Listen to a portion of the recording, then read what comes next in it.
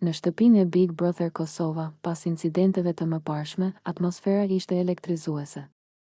Alba, ende e pakujdesshme pas shakas së ujit me Labin dhe Benitën, këtë herë mori një hap më të guximshëm. Me një buzëqeshje misqjevos, ajo kapi shishën e ujit dhe e hodhi me forcë të Dolce, duke e lagur plotësisht, por Dolce nuk priti më gjallë.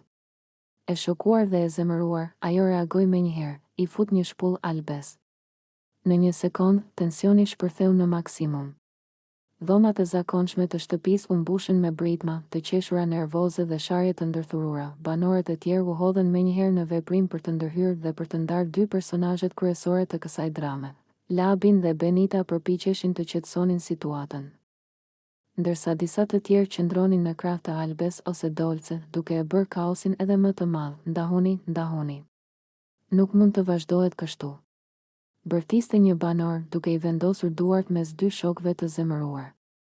Por të gjithë e dinin, një moment i tillë nuk ndodhte çdo ditë.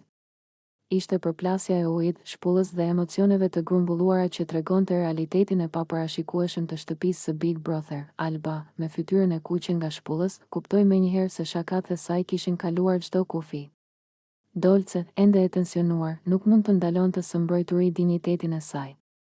Dhe gjithë banorët e tjerë ishin aty, duke u bërë mburoj njerëzore dhe duke provuar të qetësonin situatën para se gjërat të dilnin jashtë kontrollit. Ky incident shënoi një nga momentet më dramatike të sezonit. Të gjithë kuptuan se në Big Brother Kosova, çdo veprim ka pasoja, çdo shaka mund të shndërrohet në konflikt dhe çdo ujë i hedhur mund të ndezë një furtunë të vërtetë.